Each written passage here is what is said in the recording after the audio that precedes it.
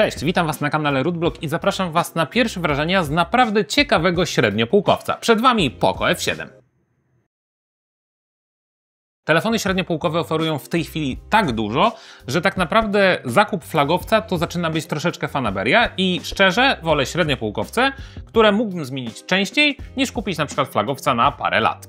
Jeśli chodzi o design, to Poco naprawdę odrobiło lekcję. Kiedyś te telefony były bardzo agresywne, jeśli chodzi o design i trafiały do młodych, głównie gamingowych ludzi. Natomiast w tej chwili oni przeszli tym designem pomiędzy właśnie takim agresywnym gamingowym stylem, a fajnym, klasycznym smartfonem, więc ten telefon pasuje naprawdę dużo szerszej grupie docelowej. I tak jest w przypadku Poco F7. On jest po prostu ładny. Przede wszystkim to, co zwraca uwagę, to jego plecki, dlatego że z tyłu mamy takie cięcia, które dodają trochę dynamiki i są naprawdę przyjemne w odbiorze. Tył jest pokryty szkłem, jest to szkło matowione, natomiast jak widzicie w wersji białej, którą mamy do testów, jest ono dwukolorowe. W zależności od tego, jak popatrzycie, jak odbija się światło, no to taki kolor otrzymujecie. Ten biały przechodzi w taki srebrny i jest naprawdę ładnie. To samo cięcie jest dokładnie na wyspie aparatów, dodatkowo wzmocnione takimi dwoma zielonymi akcentami, co dodaje dynamiki i może się podobać. Sam telefon jest też wykonany z aluminium, więc ramka jest aluminiowa, co jest dużą zaletą, dlatego że raz jest to praktyczne, dwa, że zwiększa wytrzymałość samego smartfona, a trzy, że jest po prostu ładne. Sam telefon jest dość duży, dlatego że mamy tutaj 6,8 cala, dokładnie 6,83.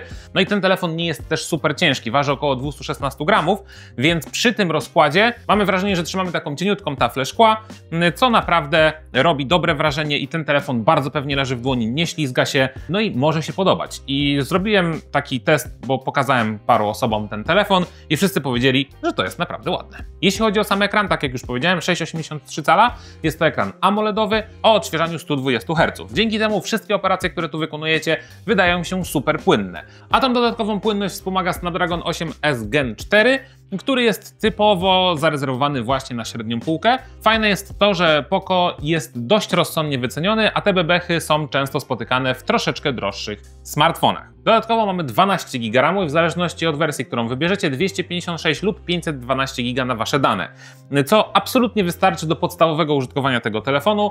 Muszę Wam powiedzieć, że ja na Pocofonie tak naprawdę spędziłem już sporo czasu i nigdy nie miałem tutaj problemu z zacięciami, z pobieraniem aplikacji, jakimiś takimi podstawowymi działaniami, a także z graniem po prostu. Tutaj pogracie nawet w podstawowe gry, nawet bardziej zaawansowane. Nie będzie to wydajność z flagowca, ale też tutaj niczego nie brakuje i na pewno nie będziecie denerwować się na działanie tego smartfona.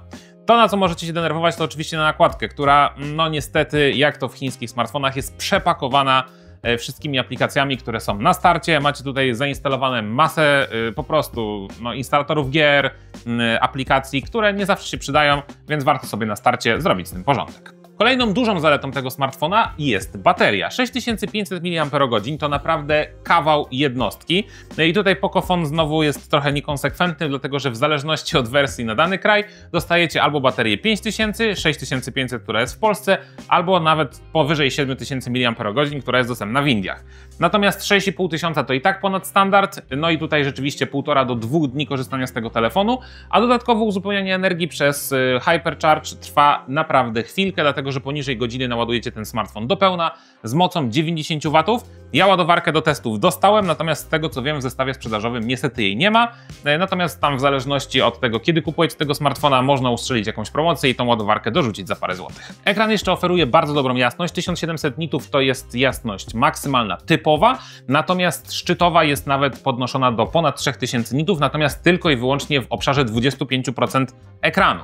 Więc i tak jesteście w stanie wszystko przeczytać w jasnym słońcu, bo 1700 nitów to jest naprawdę bardzo dobra wartość jak na tą półkę cenową. Co najważniejsze, nie ma żadnych refleksów, dobre kąty widzenia i naprawdę przyjemnie korzysta się z tego smartfona. Więc gdzie wady? Wady są niestety w aparacie. No tutaj mamy niestety dwa moduły, tylko jeden podstawowy 50 megapikseli na sensorze Sony, a także szeroki kąt 8 megapikseli. No i oczywiście jak to w smartfonach, za dnia zrobicie dobrą fotkę, która zupełnie wystarczy. Możecie też przybliżać zdjęcia, oczywiście jest to crop, do 10 razy, natomiast to 10-krotne przybliżenia nie są wybitne. Domyślnie w ustawieniach macie 0,6, 1, no i crop na dwukrotny zoom. Zdjęcia sobie ocencie sami. Uważam, że jest po prostu ok. Są smartfony, które bardziej idą w fotografię. Poco zawsze szło bardziej w wydajność i w baterię.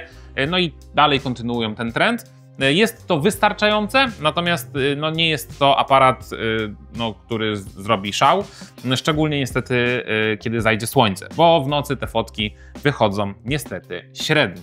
Natomiast podsumowując, całokształt. Bardzo ładny telefon, dobrze wyceniony, szczególnie tam w tej ofercie na start.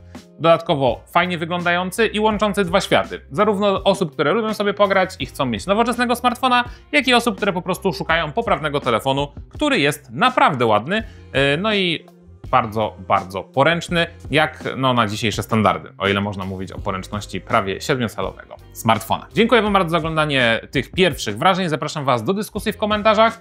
Myślę, że Poco F7 w 2025 roku to będzie telefon, który zawojuje niejeden ranking, no i naprawdę jak ustrzelicie go jeszcze w jakiejś fajnej promce, to może być naprawdę spoko propozycja.